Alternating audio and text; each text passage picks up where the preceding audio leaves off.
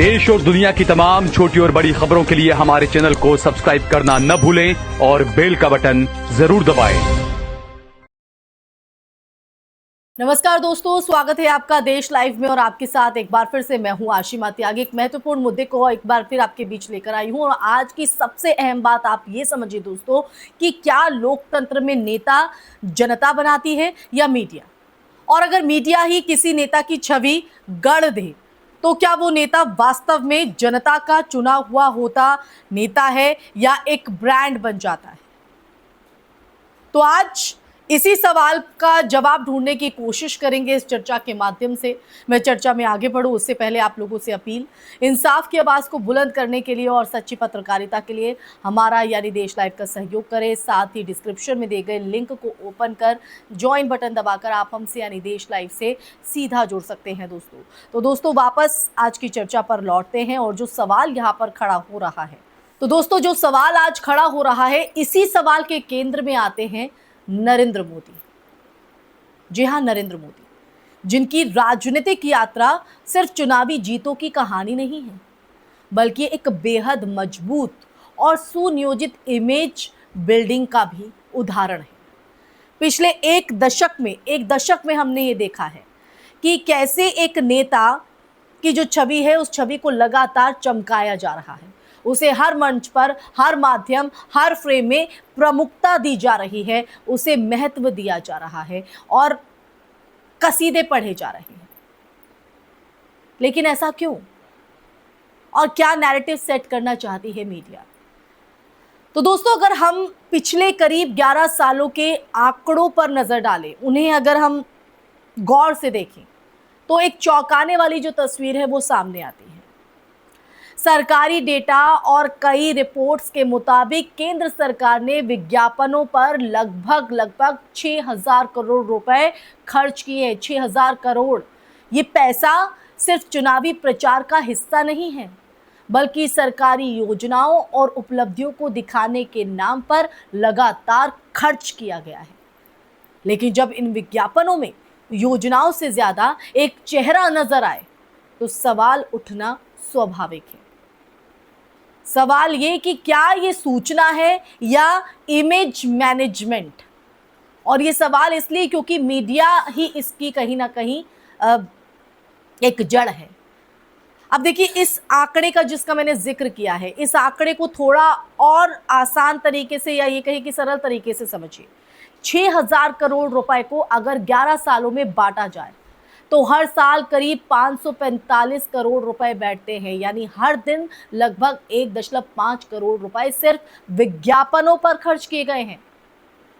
ये वही पैसा है जो आपका हमारा है, आम जनता टैक्स के रूप में देती है। ऐसे में ये सवाल और भी महत्वपूर्ण हो जाता है कि क्या इस पैसे का इस्तेमाल प्राथमिक जरूरत समझते हैं ना आप, जैसे शिक्षा, स्वास्थ्य और रोजगार,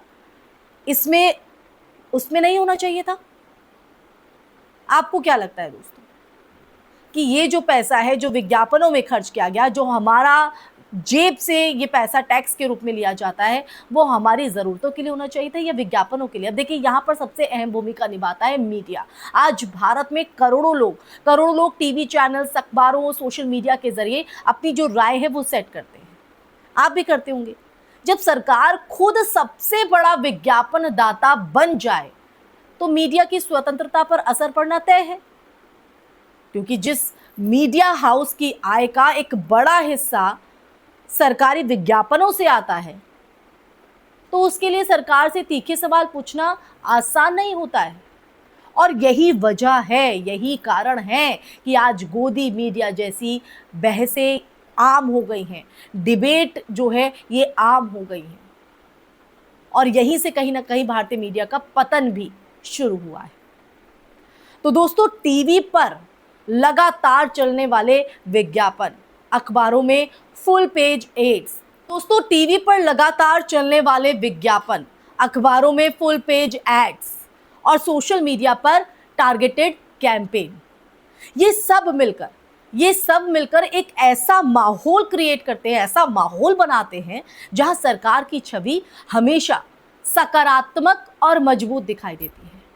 लेकिन लोकतंत्र का असली आधार सिर्फ सकारात्मक तस्वीर दिखाना नहीं है, बल्कि सच्चाई के हर पहलू को सामने लाना है, चाहे वो सरकार के पक्ष में हो या खिलाफ। मीडिया का काम तो यही होता है ना। मीडिया को लोकतंत्र का चौथा स्तंभ कहा जाता है। इसीलिए कहा जाता है कि वो पारदर्शिता के साथ, पूरी सच्चाई के साथ जनता को उस सच से रूबरू कराए जो उससे सरोकार रखता है। और दोस्तों, इतिहास गवाह है कि हर सरकार ने विज्ञापन का इस्तेमाल किया है, लेकिन अंतर यहाँ मात्रा और मंशा का है। जब प्रचार और सूचना के बीच की जो रेखा है वो धुंधली हो जाती है तो लोकतंत्र कमजोर होने लगता है, क्योंकि तब जनता के सामने एक ही नैरेटिव बार बार परोसा जाता है, बार बार, और धीरे धीरे वही नैरेटिव सच्चाई भी बन जाता है कि नहीं। आप भी देखते होंगे तस्वीर, आप सोशल मीडिया को इस्तेमाल करते होंगे, वहाँ पर कोई ट्रेंड, तो एक नैरेटिव आपके मन में आता होगा ना, एक धारणा आप बनाते होंगे ना।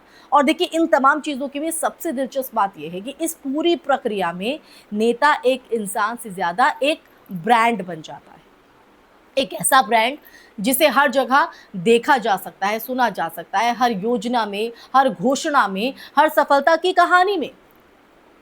और जब राजनीतिक ब्रांडिंग में, जो राजनीति है वो ब्रांडिंग में बदल जाती है, तो दोस्तों, जब राजनीति की बात होती है और राजनीति जब ब्रांडिंग में बदल जाती है तो असली मुद्दे जैसे बेरोजगारी, महंगाई, सामाजिक असमानता धीरे धीरे पीछे छूटने लगती है। अब देखिए, ये भी समझना ज़रूरी है कि विज्ञापन अपने आप में गलत नहीं है, हमें ये भी जानना चाहिए, क्योंकि सरकार को अपनी योजनाओं की जो जानकारी है वो जनता तक पहुंचानी है, और वो पहुंचानी भी चाहिए। और वो कैसे जाएगी? इन विज्ञापनों के माध्यम से।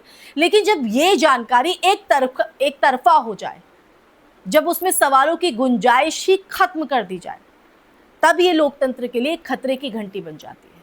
और इसी वजह से आज ये मुद्दा हम लेकर आए हैं, क्योंकि लोकतंत्र सिर्फ जानकारी से नहीं, बल्कि बैलेंस्ड, संतुलित और निष्पक्ष जानकारी से चलता है कि नहीं।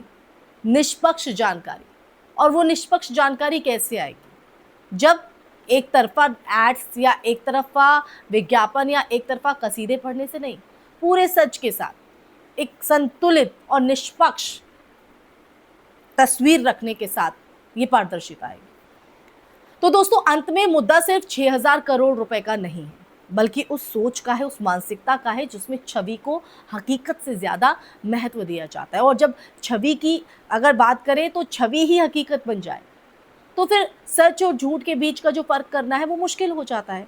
अब फैसला आपके हाथ में है।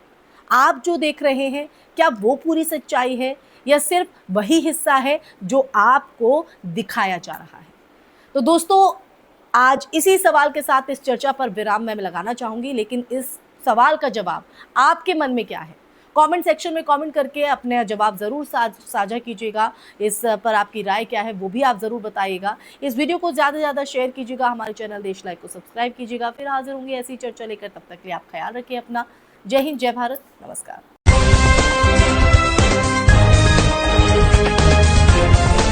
देश और दुनिया की तमाम छोटी और बड़ी खबरों के लिए हमारे चैनल को सब्सक्राइब करना न भूलें और बेल का बटन जरूर दबाएं।